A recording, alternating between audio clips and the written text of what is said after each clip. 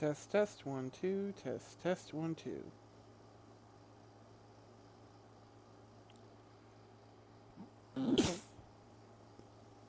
Excuse me, sorry.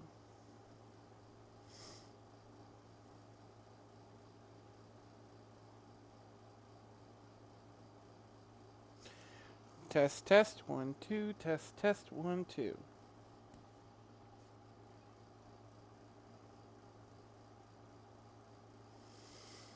Can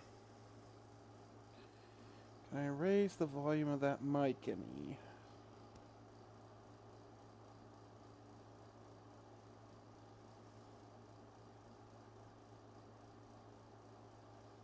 How's that?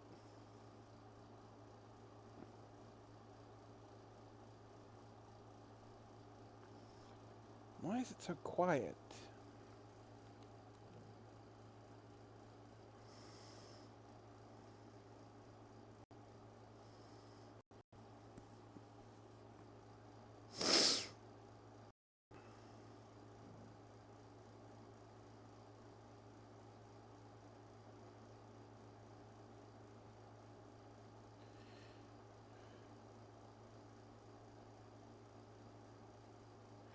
Sorry, I'm a little sniffly. Applications.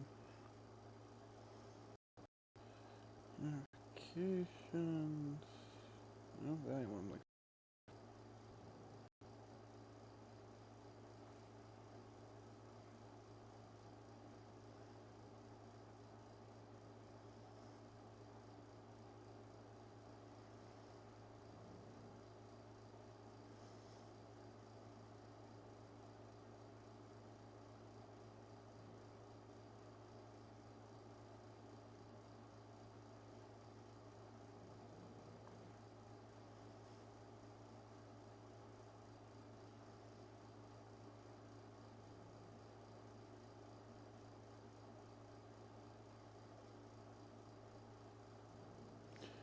Ah, there it is. Microphone, that's correct. Select. And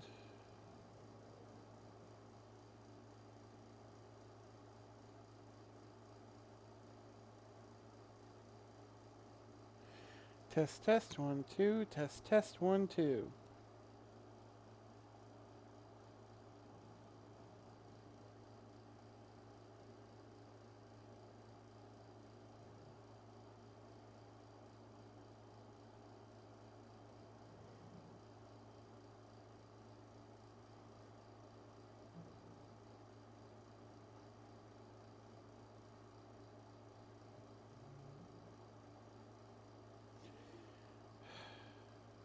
Okay.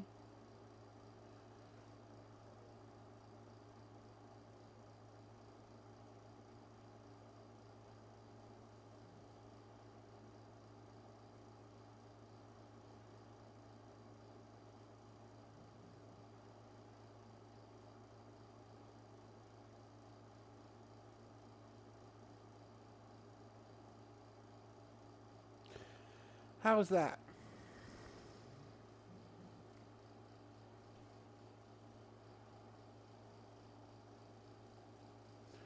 I'm still really quiet for some reason.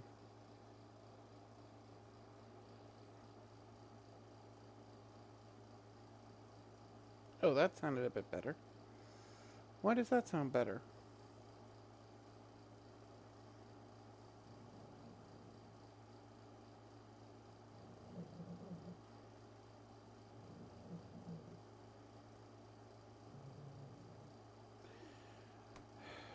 Well, whatever. It seems to be working now.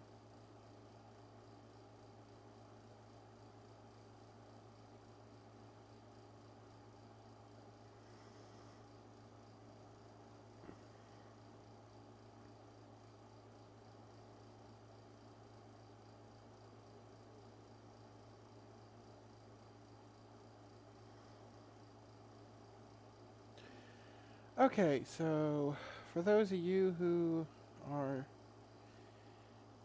just joining us, post microphone issues.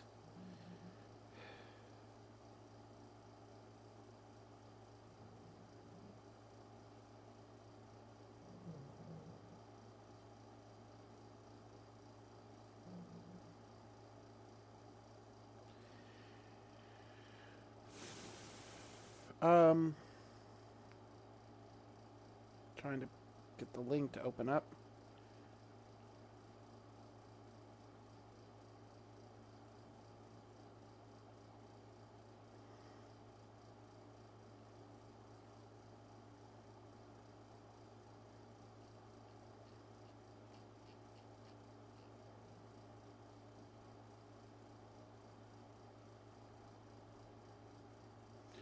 There it goes. Okay, so sorry. Today we're going to be working on the last, hopefully, epilogue chapter for the Last Guard. Hold on. I cannot focus with my own voice repeating in my ear. I just don't know why. But the last epilogue chapter for Book 1 of The Last Guardian. I am going to post the link to the public chapters with more chapters on Patreon if you feel so inclined. Okay, the link is in the chat. But the general gist of the story is we follow the main character, Austin, who is an old battleship AI that wakes up in a fantasy world. Up till now, I've been only hinting at what he was like back when he was a war machine. Now we're going to see it from the perspective of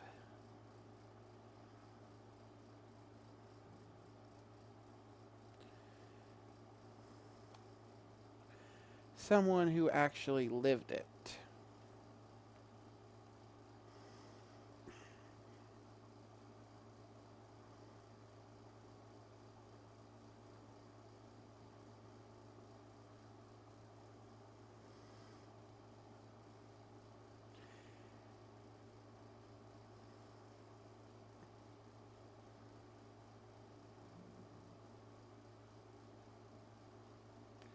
The ensign jolted,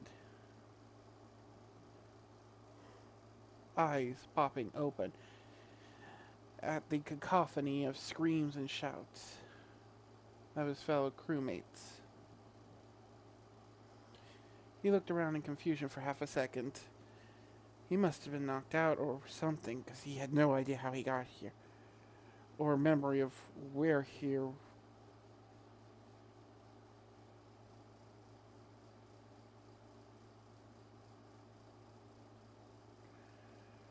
Right, they were hunting the ship. The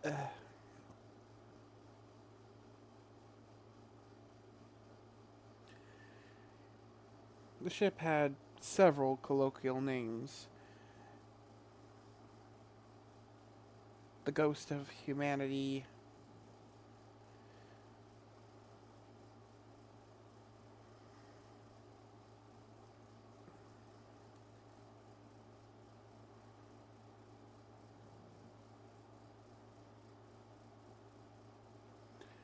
The Raging Death,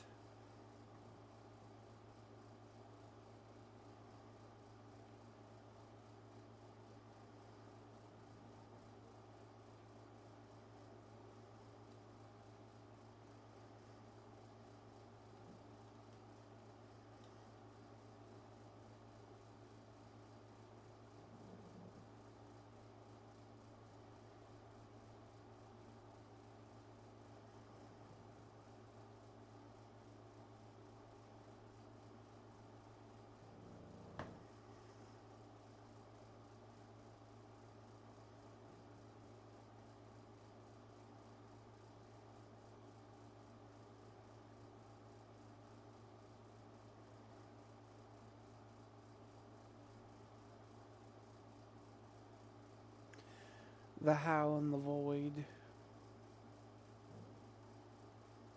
Howl,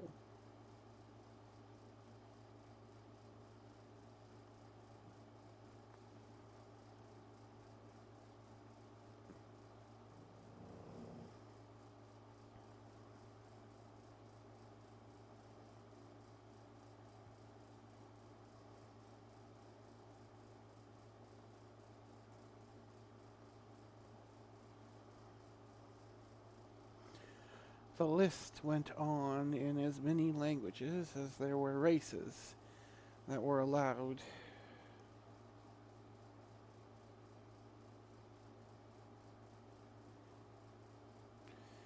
By the Imperial Galactic Union to sail the stars.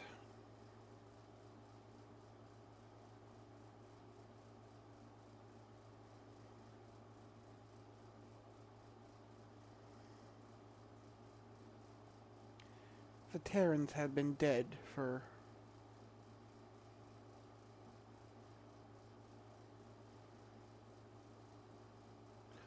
well, longer than he'd been alive.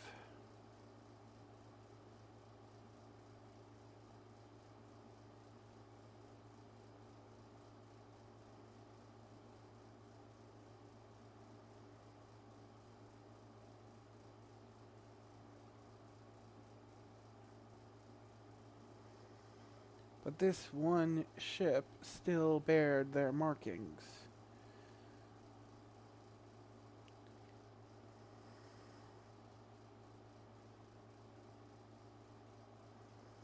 He had heard the rumors that the Terrans weren't actually dead, that these were scouting vessels.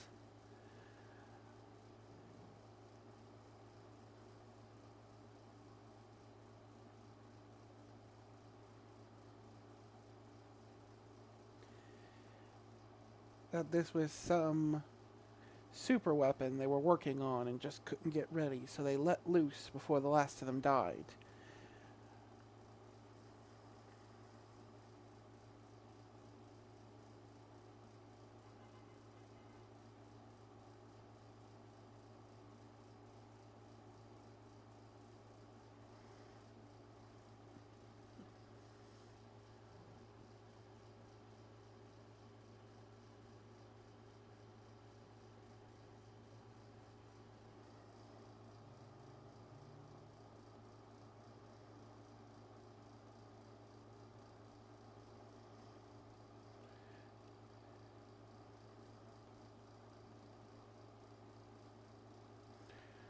And thought that they were all crazy.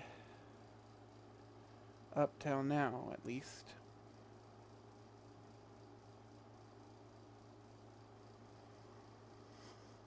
To the truly absurd that the ship was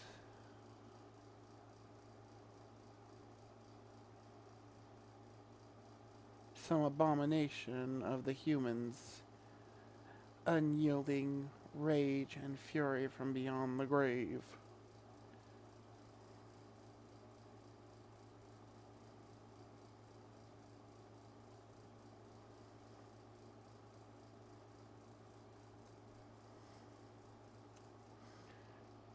All he knew for sure was this ship, or at least a ship that looked a lot like it,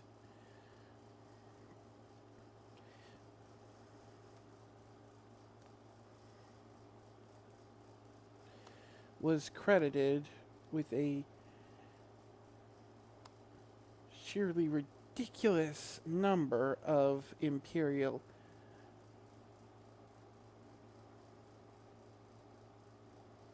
deaths, most from sinking Imperial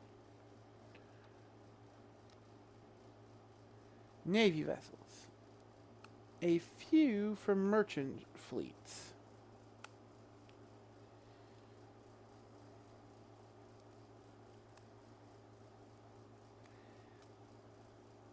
And a few that he wasn't quite sure if he believed should have been devoted to it, as it didn't match its other modus operandi. But still, High Command had included in the briefing, and he wasn't sticking his own neck out to double-check the facts.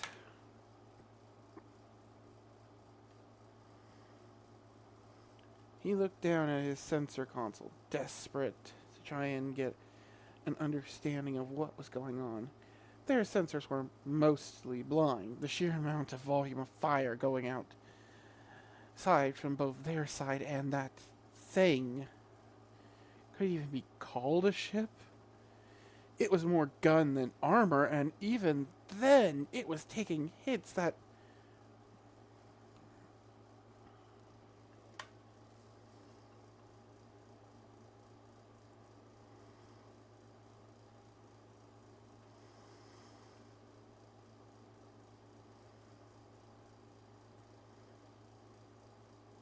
practically more guns than armor.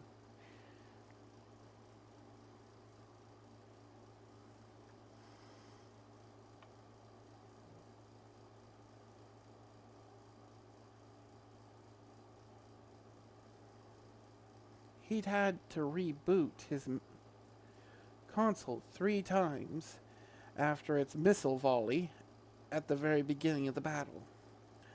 Thankfully, it had used up the majority of its missiles.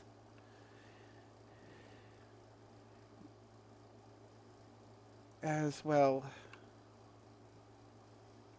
it glanced out to one of the view screens.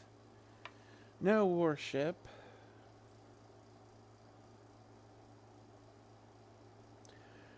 Warship. Warship. Worth its armor. Had actual viewports. Instead, it had external cameras and screens. The one on his right was stuck, bent at an odd angle, pointing more back than forward.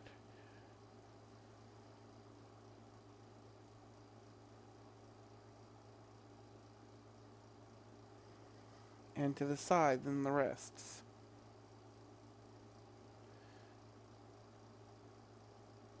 And to the side than the rest of them.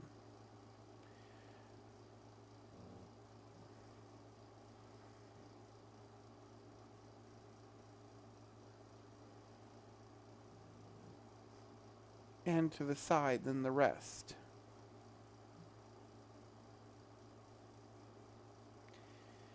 The task force had 8,000 ships when the battle started. 3,000 had been called in from other deployments.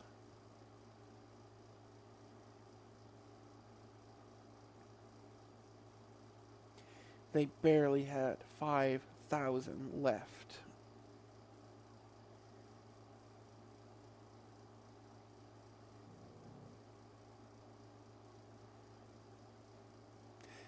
And the scariest part?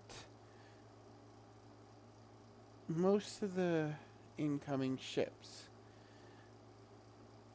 were frigates or light battleships, maybe a destroyer or two. Amongst the 8,000 was 300 dreadnoughts.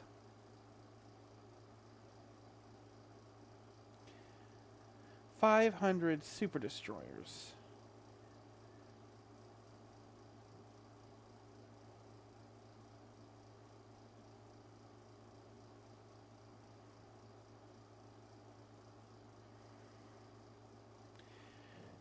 200 super battleships.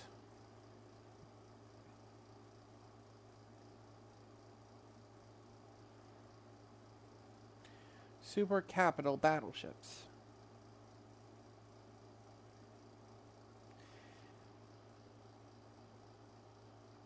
And half the fleet, 10.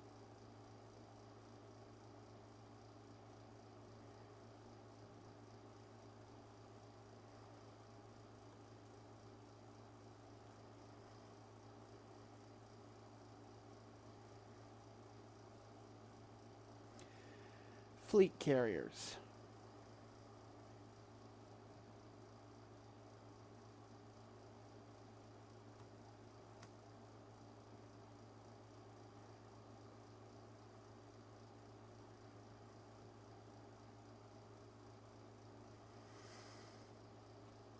Massive, heavily armed logistics vessels, capable of refitting and repair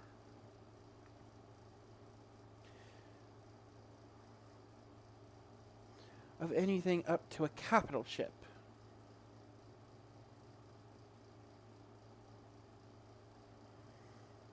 Of the 10, only 4 remained. They had the strongest shields in the fleet, and the only reason the remaining 4 were not wiped out was because the super capital battleships had been sacrificed to save them.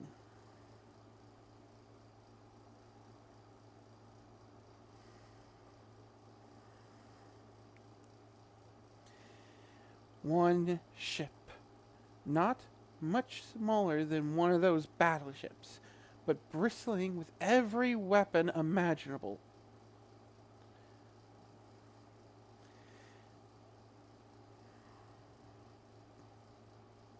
had done this.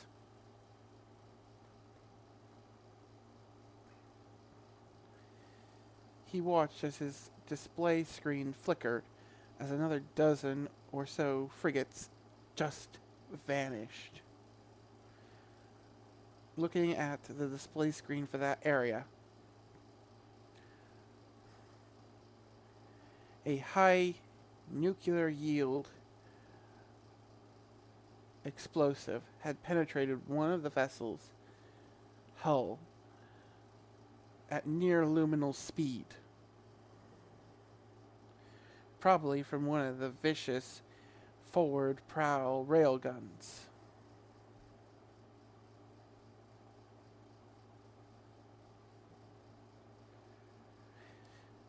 They couldn't even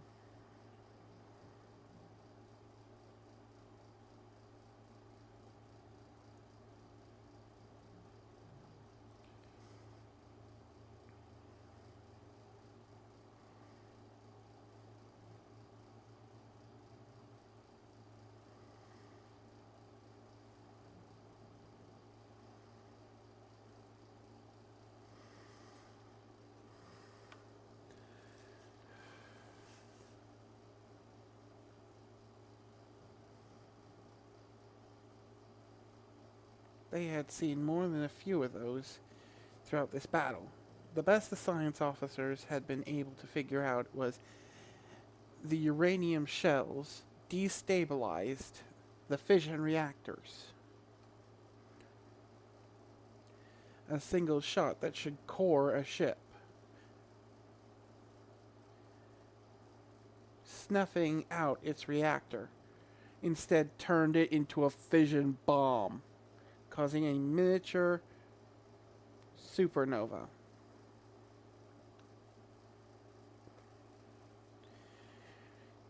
Problem was, it had hit the reactor head on.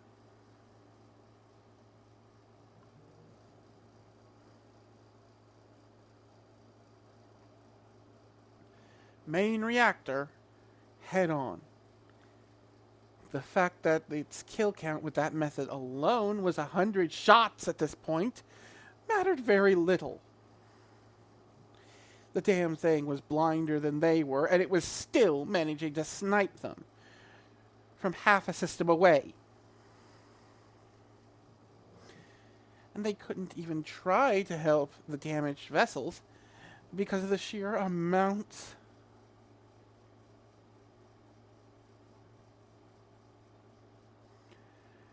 insane and booby-trapped ammunition there was here.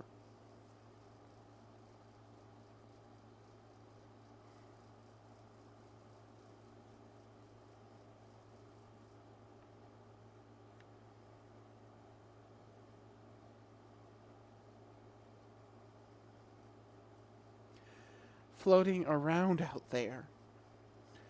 The little magnetic bombs were bad enough, to the point that they couldn't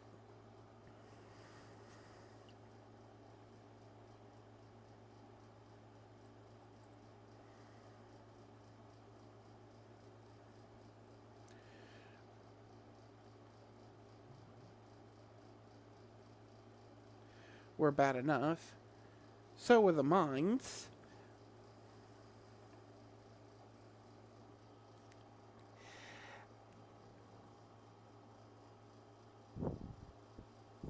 and whatever it was putting in the flak to ionize their shields and drain their capacitors was infuriating.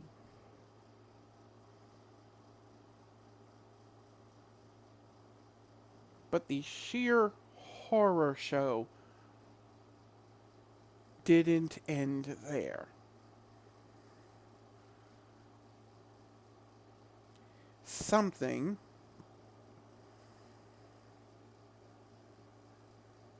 it wasn't sure what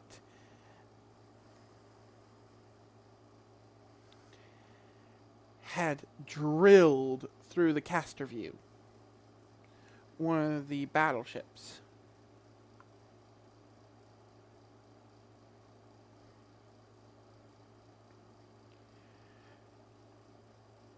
The super capital battleships. Sabotaged its reactor and was currently drilling through a frigate.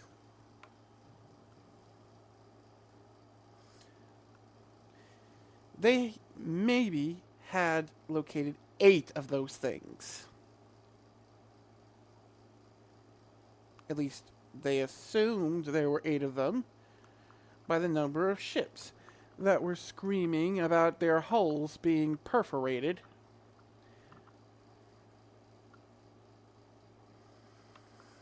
Before their guns turned on their allies and their reactors overloaded.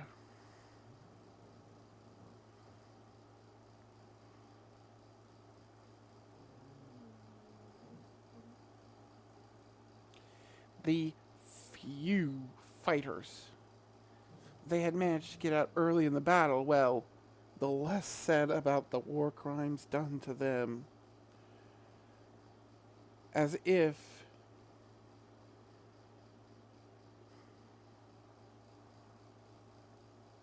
the mere thought of it, one of their own bombers rushed by.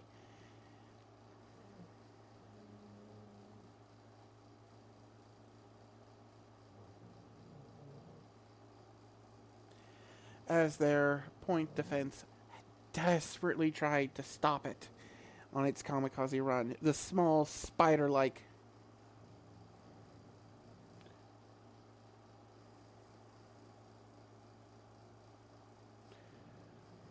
arachnid-looking robot was clearly visible on the view screen, covered in the gore of the pilot that once flew that very vessel. As it kamikazed into the ship's shields, the lights dimmed and the ship went black for half a second before systems started to blink back online.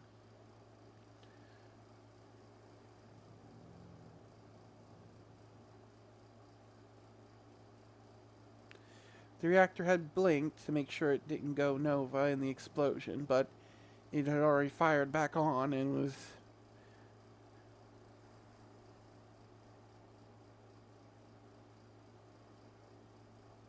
would be back up in less than a minute.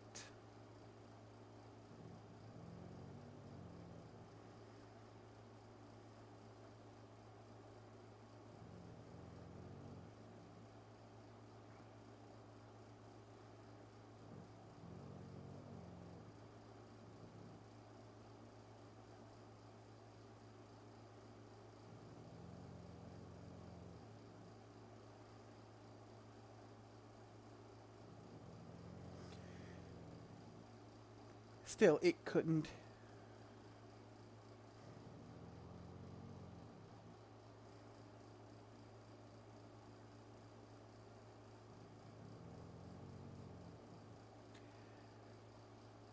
But what came next, he knew. He just knew from how many times he had been forced to relive this nightmare. He'd never forget. As he looked up at the view screen that currently held their target.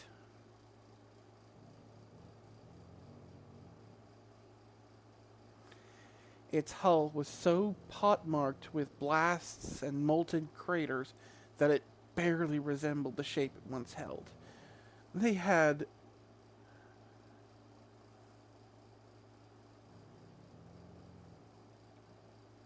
probably stripped it down to maybe a quarter of its once grand arsenal. But even at its weakened state, even as literally thousands of energy and plasma blast slammed into its impossibly thick hull,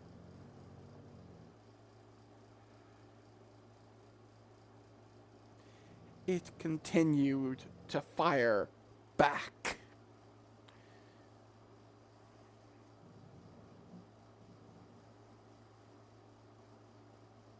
Scoring kills by sheer accuracy of volume of fire. The wounded behemoth burned as slag boiled off of it. Some ammunition rack or something exploded. An entire chunk ripped away, only to reveal more weaponry. A second hull underneath the first. Technically a third. They had been peeling these back for over an hour. Stripping away one weapon, one hull, one impossible horror after another, as a fresh swarm of missiles tore through the gash in its hull.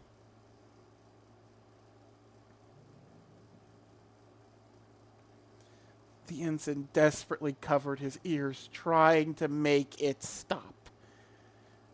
Space is a vacuum, but it's not empty.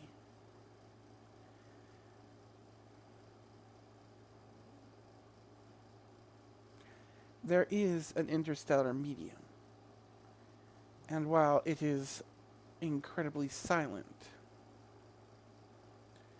sound can travel through the void, but not in the traditional way. When you speak, the vibration carries through the atmosphere or the material you're speaking into, and is then detected by your ears. In void, the only time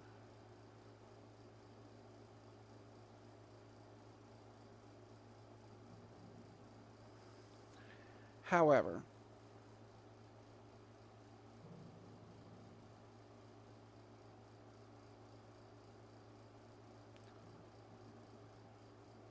waves of force, shock waves, recoil, explosions, whatever you want to call it, travel until they dissipate. Usually it's relatively short range.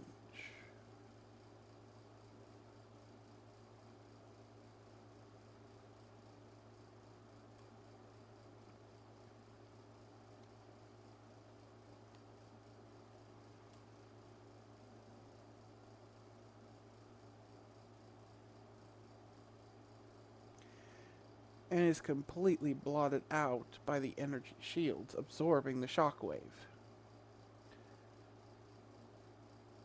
But when those shockwaves hit another medium, like the metal hull of a starship, however,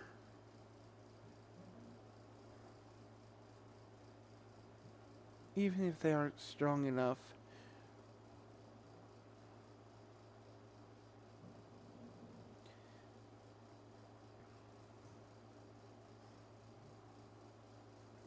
to do any damage, they can still transmit some of that force into the atmosphere within.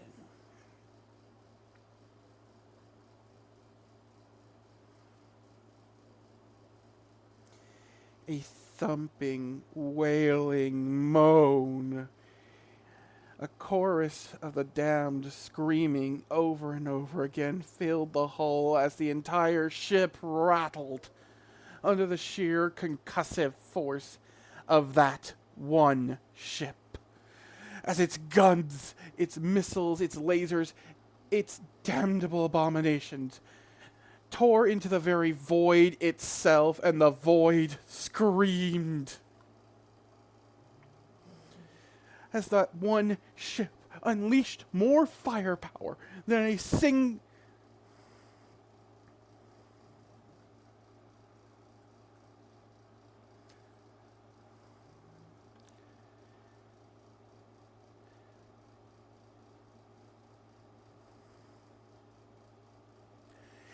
singular fleet had unleashed in his lifetime.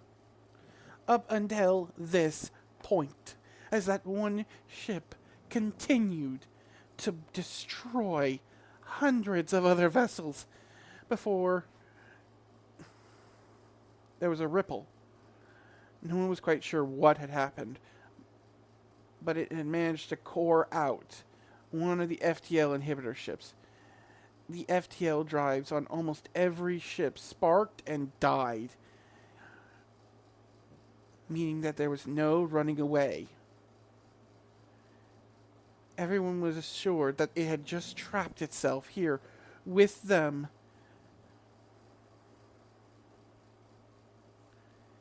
So they would at least be able to bring the behemoth down with them before, in a flash, it was gone, having vanished into FTL.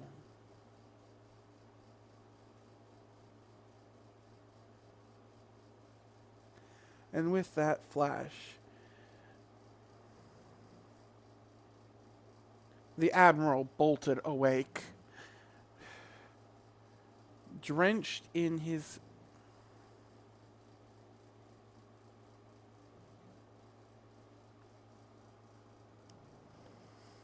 well, his species didn't quite sweat. They were semi-aquatic, after all.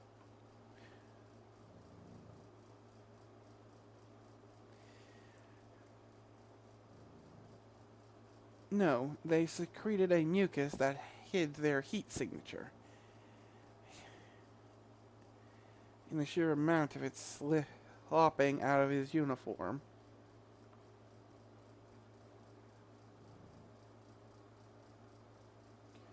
Slopping.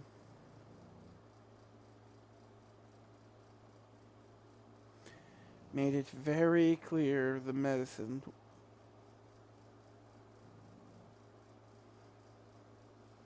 the meds the doctors had given him were no longer working.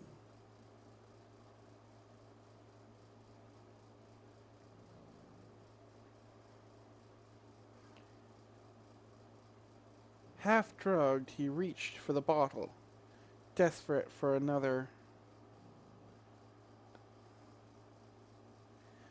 pill, another end to the nightmare, a flash of a metal platform.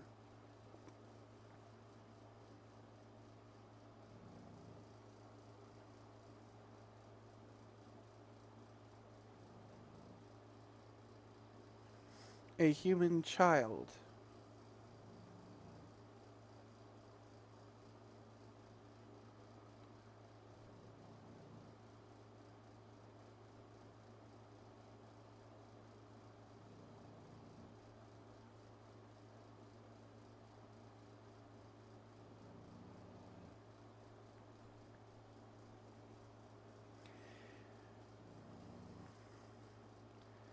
Filthy, bloody, scratched up and bruised,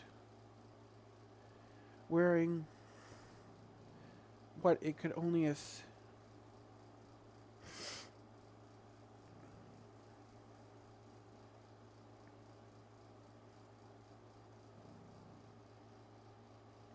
what he could only assume was some form of improvised armor. What it could only assume, roughly, must have been some form of primitive armor.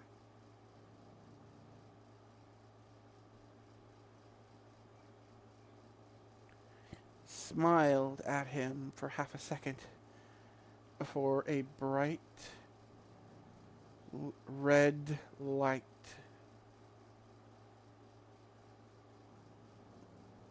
opened in the void above her, and as it looked up and up, seated like a titan upon a throne behind the small child that did not even reach the knee of his uniform,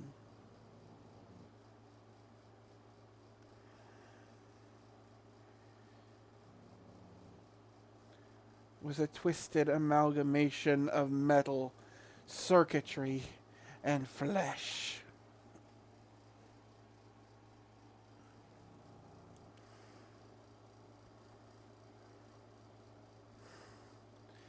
The black vessel was there, pot-marked, burned, its armor half slagged, but its guns ready to tear into everything.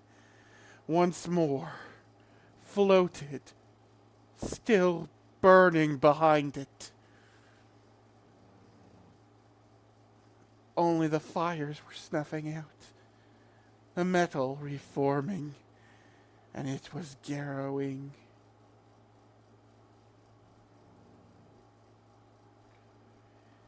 As it grew,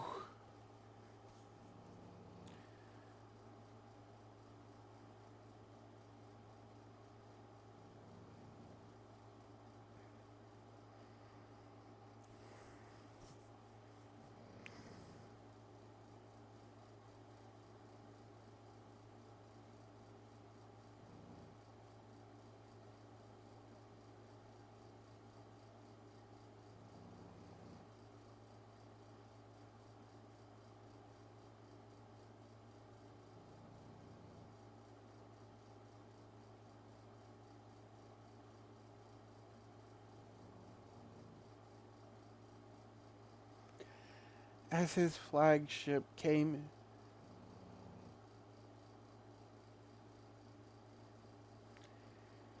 he blinked and found himself in the void. The small child still standing in front of him, but now the titanic figure loomed behind him. A limb of blue fire, metal, and wires snaking ever closer to him. He dared not look at it, dared not to acknowledge it, lest it struck him down where he stood.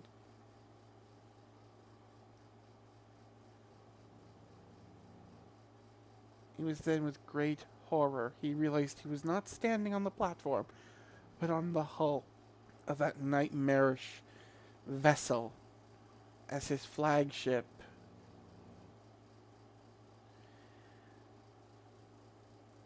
and the ships that his sons,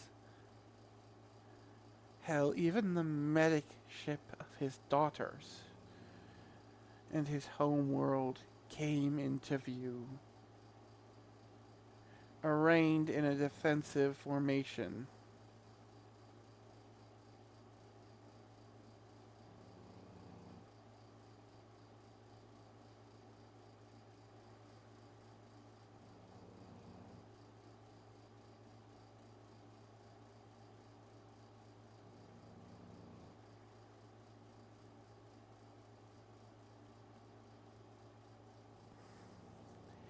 He desperately wished to close his eyes. He did not wish to see this nightmare tear his home world, his fleet, his family apart. This was worse than any nightmare he had had before. He did not... He...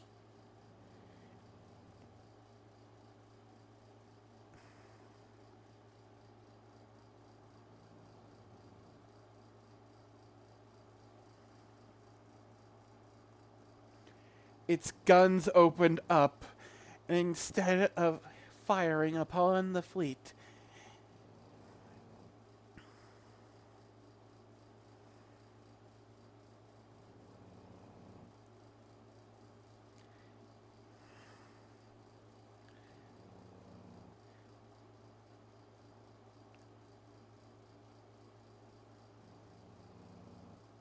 It pulled in front of it, longwise. It had seen blocking maneuvers multiple times. Larger ships with more powerful shields using their hulls as barriers to absorb hits for smaller ships to allow their shields to recharge. The massive vessel that haunted its nightmares still burning.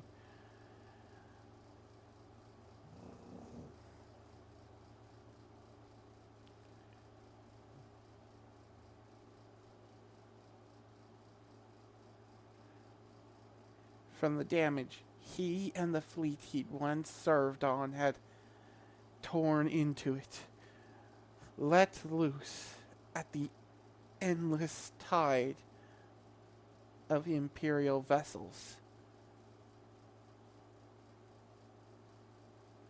Not the ones defending the planet, but the ones firing on it.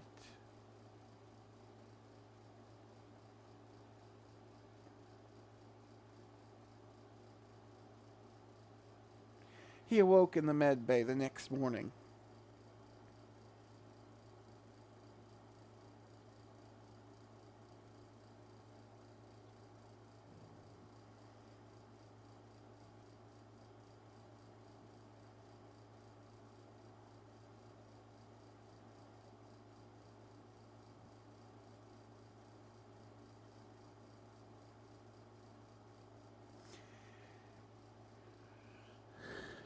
To a psychiatric review officer of all things, asking him why he had tried to commit suicide, as if he'd be stupid enough to do that.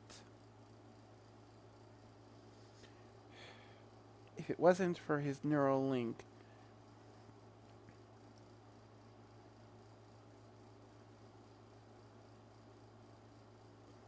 ability to prove he was telling the truth and to play back, well, not the dreams, the conscious events of the previous night.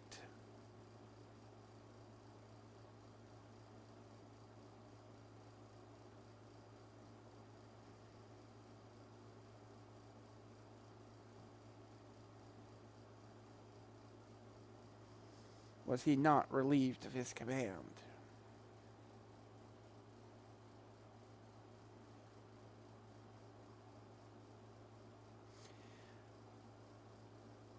It had been written off as a failure of an old combat mod.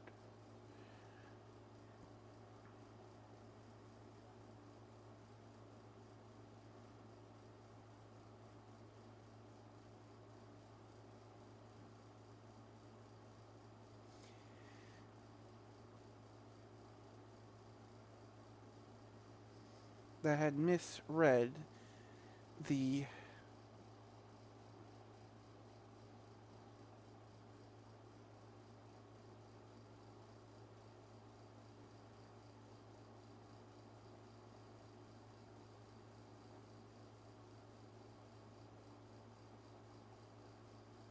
meds he took to deal with the nightmares as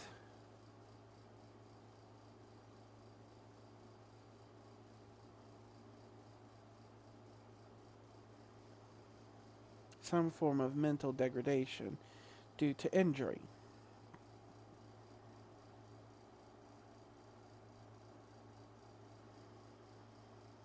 And the nightmare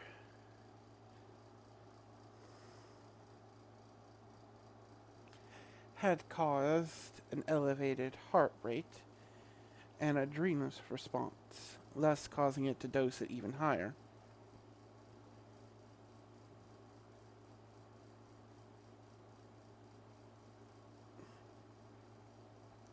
In his confusion, he had tried to take more of the medicine to stop the nightmare, only to crash from the combat mod injecting him with more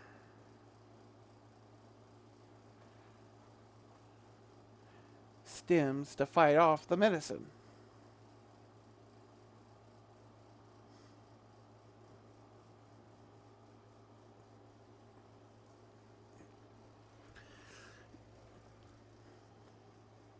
The doctor disabled the mod and had him scheduled to come in to have it swapped out for a newer model, as well as filed it for medical review, in case the fleet should look into having older mods such as it removed.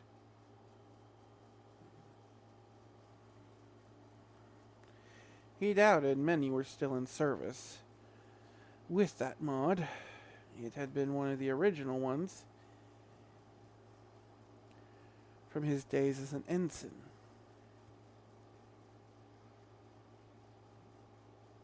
His species didn't normally live that long, but he had proved himself as an admiral, and as such had received some benefits from his station. An extended lifespan being just one of them.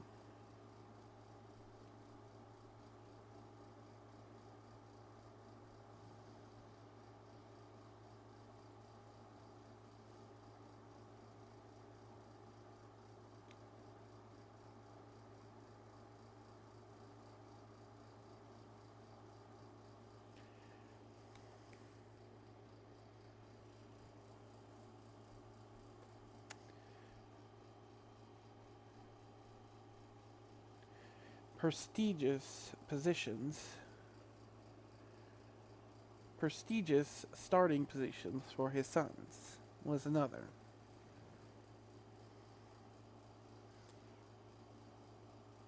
He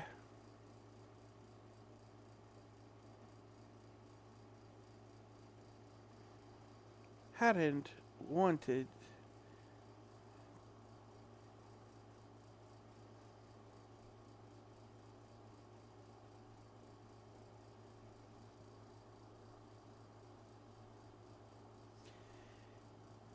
his sons to ride purely on his coattails, though. Well, he did give them a more than generous starting point.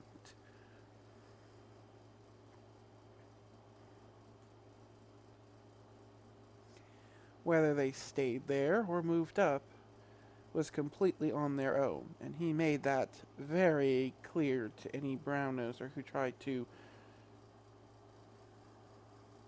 curry favors with him.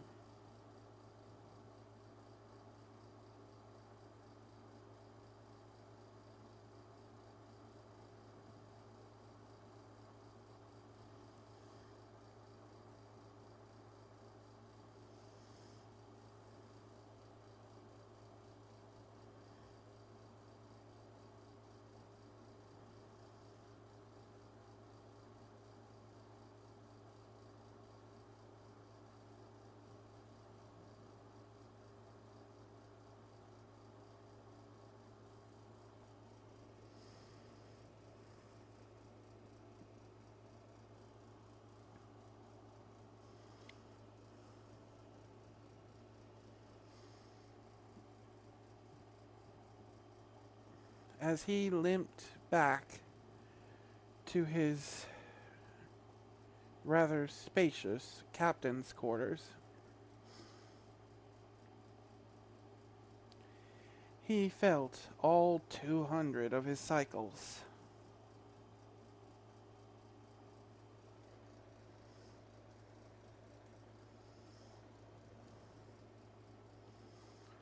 Of his cycles of life weighing him down.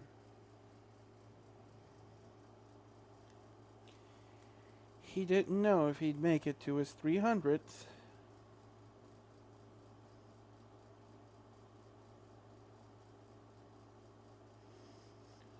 Or if the rot would finally set in.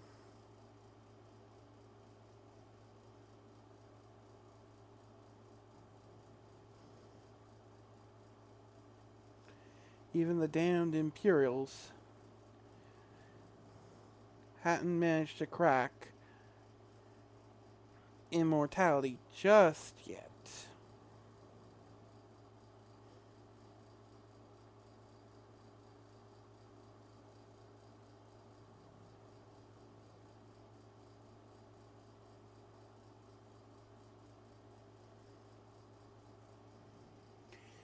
Usually it was the mind that was the first to go. He was sharp for his age. He had heard of others who had received the same treatment, one or two of his own species, though for differing reasons, mostly.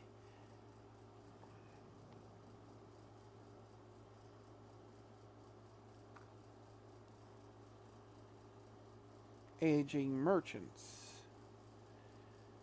He doubted any had a stressful position as an admiral of a combat fleet, but they existed. He knew one that was nearing his 500th, and that just felt impossible to him.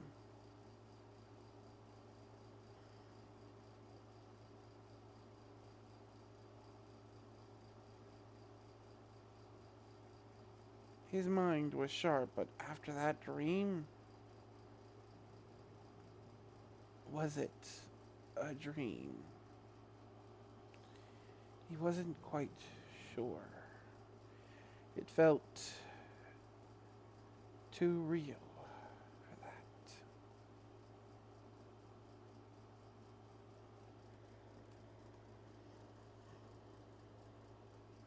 Real for that.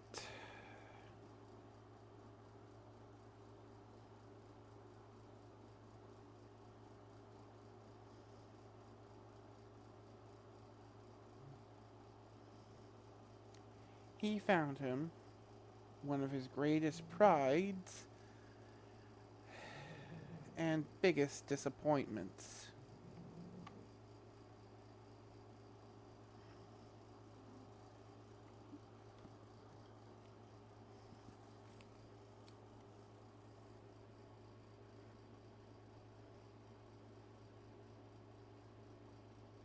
Mildith was one of his few daughters who had actually joined the military.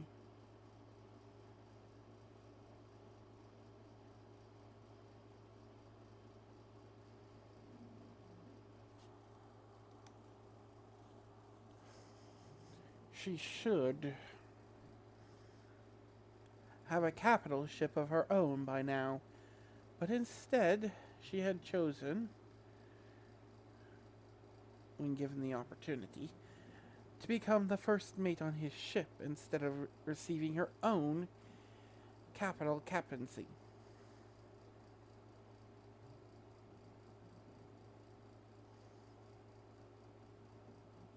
She had told him that she simply wished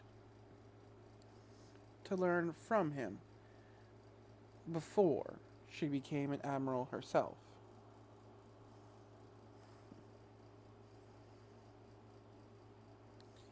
He would have rather her have a capital ship of her own and learn the way he did. But then again, the recoil from that FTL was the final fuck you of that monster. Had sent the power-down frigate he was aboard at the time as a mere ensign, tumbling through the void of space. Without shields or engines, there was little it could do, and the gravity panels couldn't compensate for the impact of the ship burying itself halfway into the hulk of a capital ship.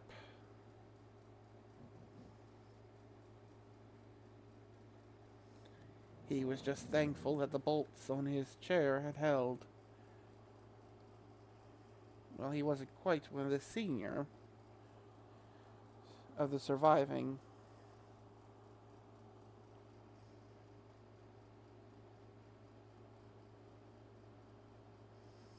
crew. He was one of the few who actually had the officer training to get them out of that mess.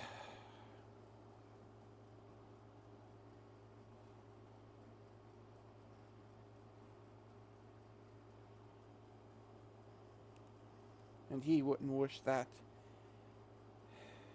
on even his worst of enemies.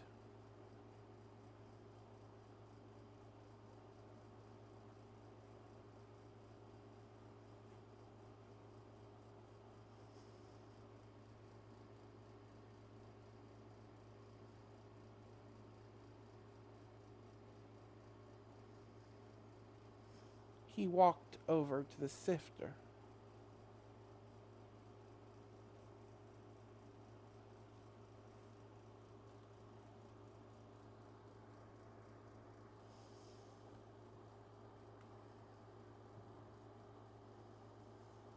What's the name of the fancy bottle used to store fancy alcohol?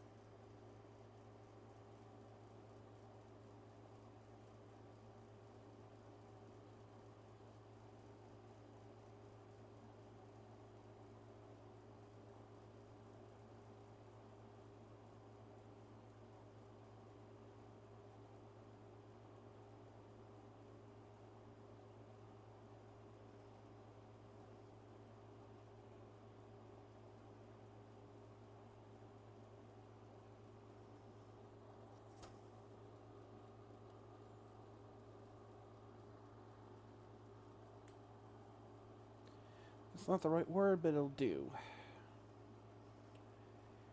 Decanter of the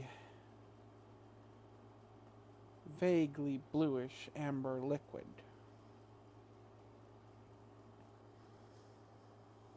The intoxicant wasn't exactly a favored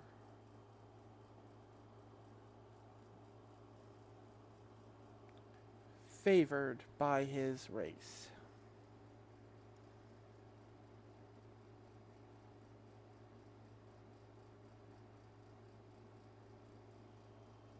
Hell, his body could barely process it. So much so that he had been yelled at by his chief medical officer many, many times for it. He pulled the stopper and was about to pour it into the glass before looking at it and tipping the bottle to his lips. After several deep swigs, he forced himself to drain.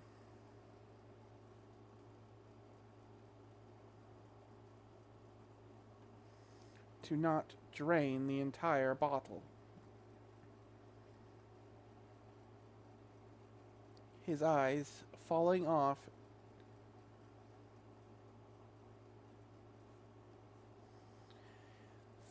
on his daughter.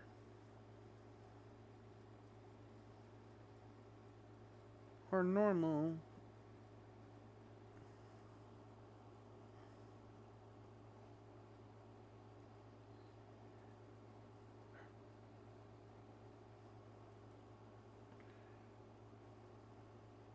normally bright teal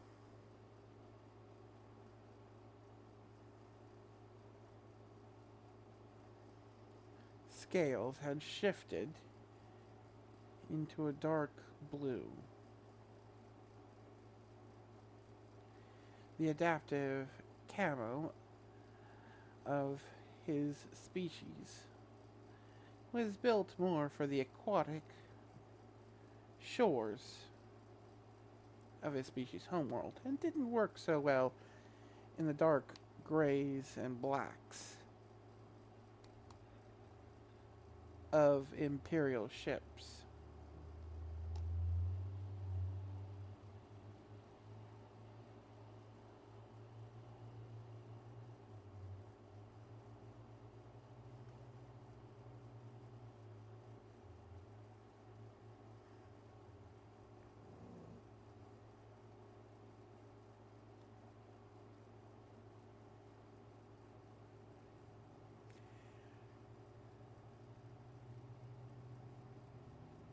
He doubted she'd ever seen him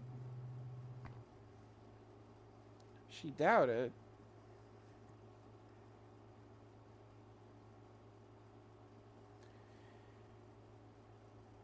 It was a typical shock or defense measure of their species, and he doubted she'd honestly ever seen him drink this readily.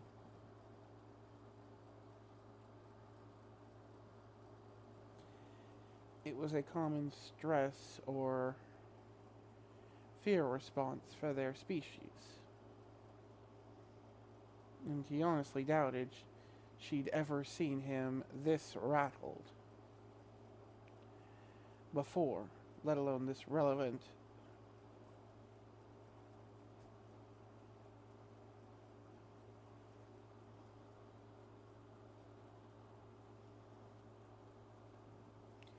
Eager to drown his woes away in intoxicants. No, only a few of his sons had ever seen him like this, and usually that was on their lowest days as he recounted the nightmare stories of his youth.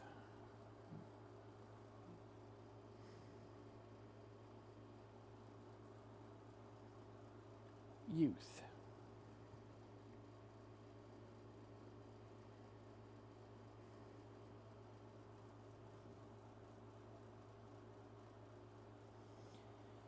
Be at ease.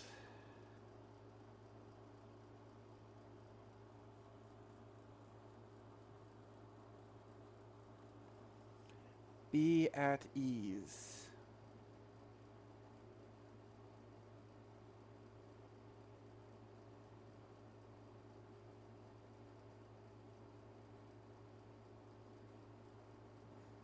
My daughter.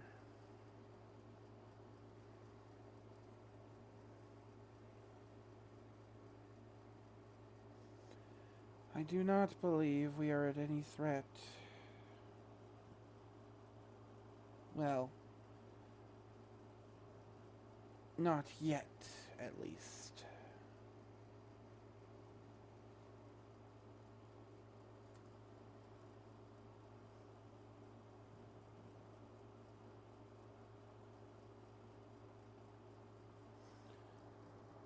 What do you mean, not yet, Father?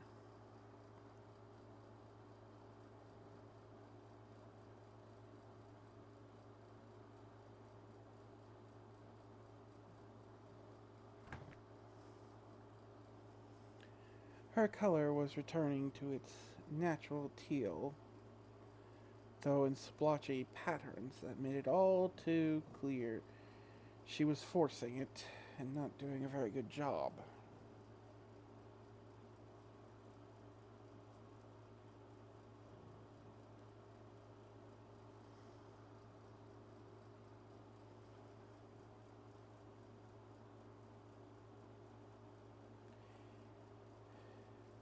Like your brothers, I have told you the true reason.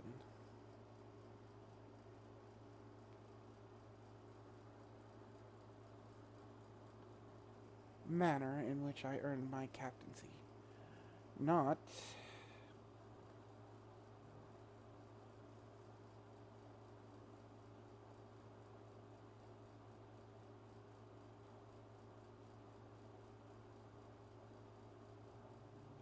in the aftermath of some great spatial destabilization as they used for the cover story.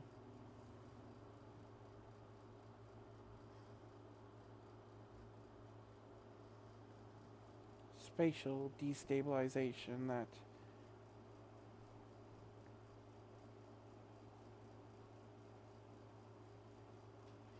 rendered FTL within the neck of space all but impossible.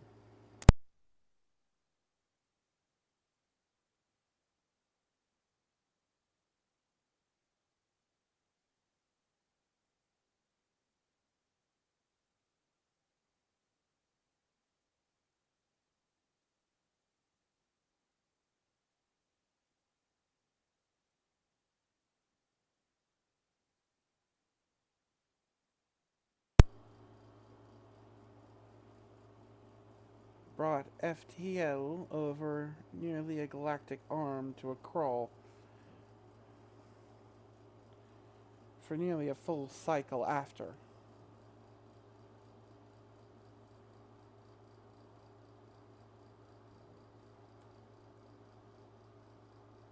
No, I truly believe the ghost of Terra.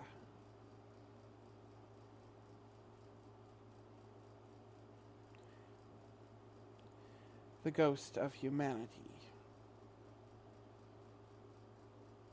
is returning.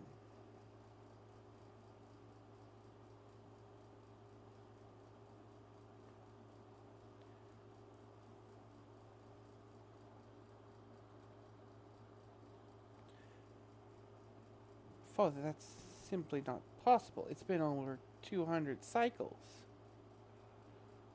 There's no way it could still be intact.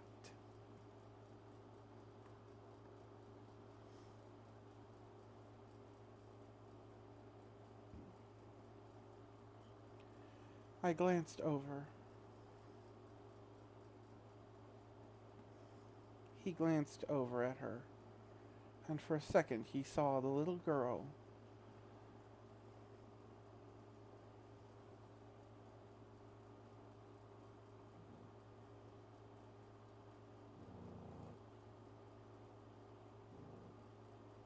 The one he'd helped learn to walk. The one that he'd, in one of the few times he had managed to make it back to the homeworld, watched dance across the stage in the aquatic theaters of his homeworld.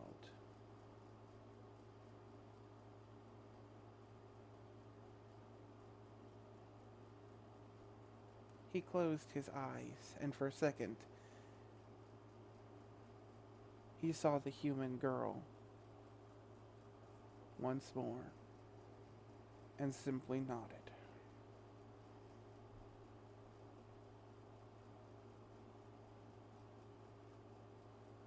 His own coloration turning a murky brown.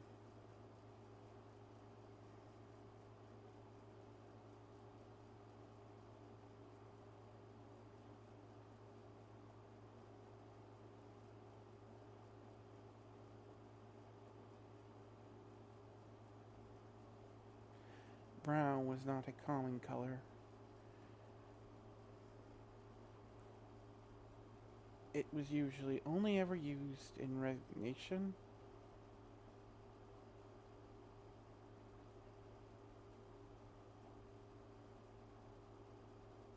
to show one's readiness to sacrifice,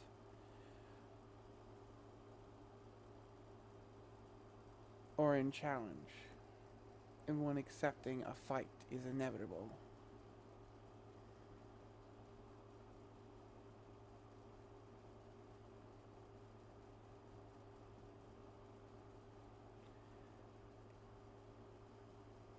And when he opened his eyes again to look at his poor girl, she saw he was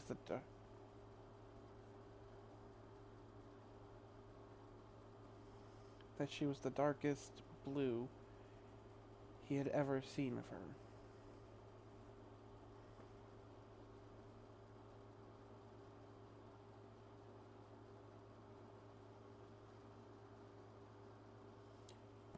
It escaped, little one. We did not destroy it.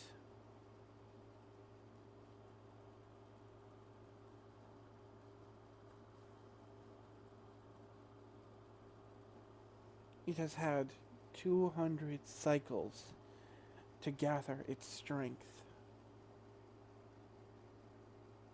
I know not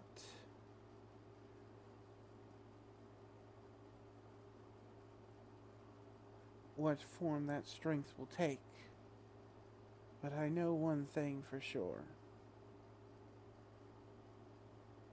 When it does retake the battlefield,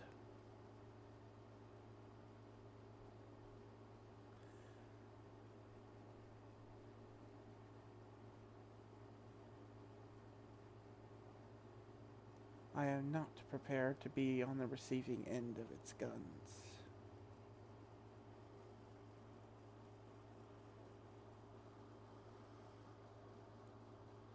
He gripped the decanter and took another fortifying slug.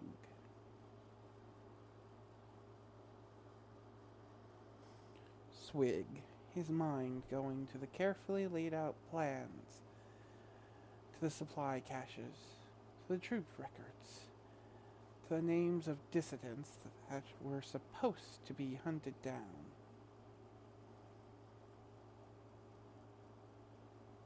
To the dozens of mothballed ships he had rerouted. Maybe it was time.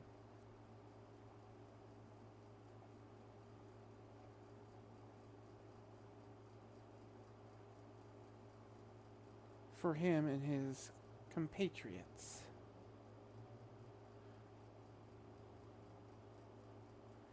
to step out of the shadow. If the ghost truly was returning.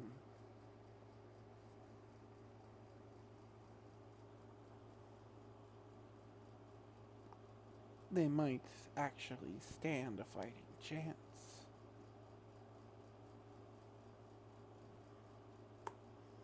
He couldn't help but smile.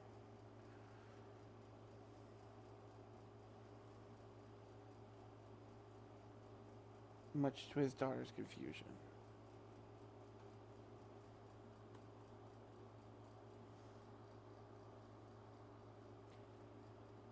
No, daughter, I don't think I will.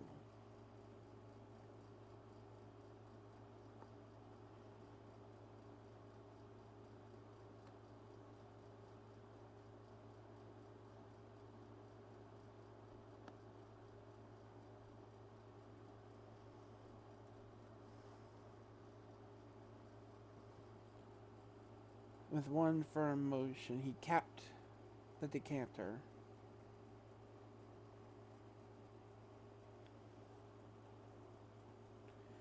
With one firm motion, he capped the decanter and marched towards his desk. He had a small set of pills that would help him regurgitate the liquid. It was a shame. The stuff was damn expensive, but he couldn't let his mind waver under the intoxicants. He would have to purge them. He had a lot of work to do.